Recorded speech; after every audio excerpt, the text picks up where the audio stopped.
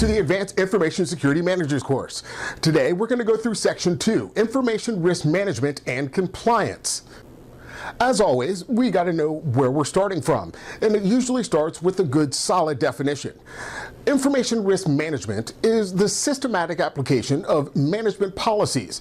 In other words, you take an even approach across the board to understand what true risk is in your environment by analyzing and evaluating the risks around you. The objective of this domain is to ensure that information security managers understand the importance of risk management as a tool for meeting business needs. If you're studying for the CISM exam, this will be approximately 33% of the total exam. Typically, we say that we want all of our security to be a top-down approach. Well, when we talk about risk management, we need both a top-down and a bottom-up approach. Risk management, in basic terms, is the process aimed at achieving an optimal balance between realizing opportunities for gain and minimizing vulnerabilities and loss. As always, we need to start with a good baseline. The foundation for an effective risk management is a comprehensive risk assessment.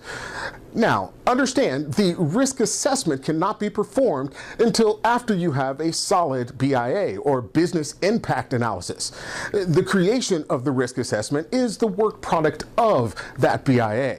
As part of your risk assessment, you're going to need to consider countermeasures.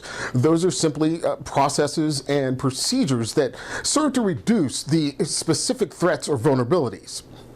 Effective management support is imperative at this point. They're the ones, after all, that are going to control the purse strings, that are going to set the left-right boundaries for exactly how much we can spend to protect our assets. As with any good assessment, it needs to be somewhat quantitative and somewhat qualitative.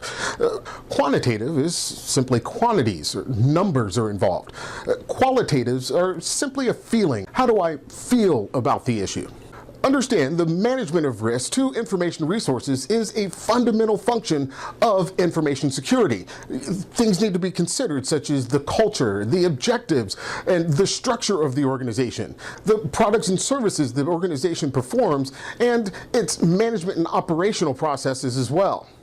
What we're looking for is a good understanding of the organization's threat, vulnerability, and risk profile. That's why we do the risk assessment. We're looking to understand what are the exposures and potential consequences of compromise to our assets. Only then can management truly accept or defer risk within their organization. Typically, the best strategy towards risk management is an integrated process, remembering that the strategies are determined by both internal and external factors, and they must include determining the optimal approach to best align with the organization requirements. For good risk management to become part of the organization's culture, it will need to be necessary to communicate and create awareness of the issues within the organization. It doesn't do any good to do these assessments and keep all the information to ourselves. Communication is key from the top down as well as the bottom up. So what makes for effective information security risk management?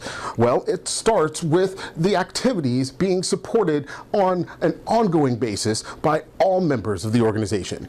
An organizational culture which includes sound information security practices coupled with senior management commitment towards these ends.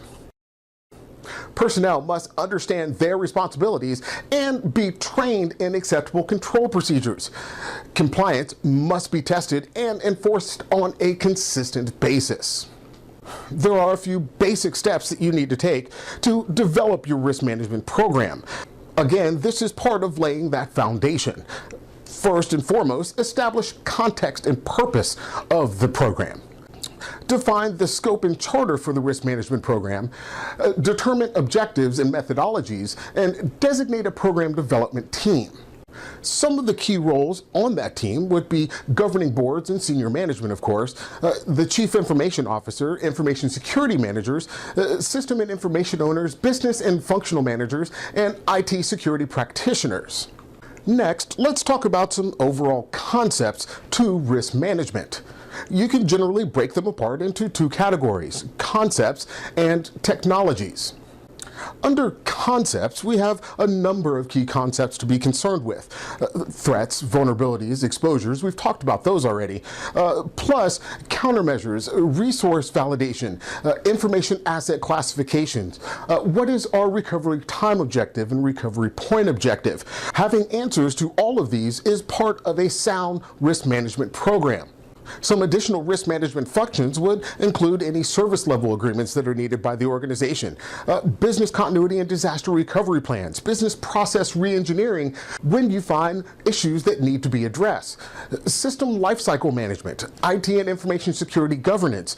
You see, it's a rather exhaustive list, but to secure the environment, it needs to be taken into account. Then we move on to some of the technologies. Technologies such as physical security measures like biometrics or a PKI infrastructure using smart cards. Perhaps your organization is going to move from analog phones to VoIP or voice over IP.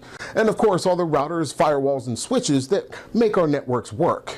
In the next section, we're going to talk about how to put it all together.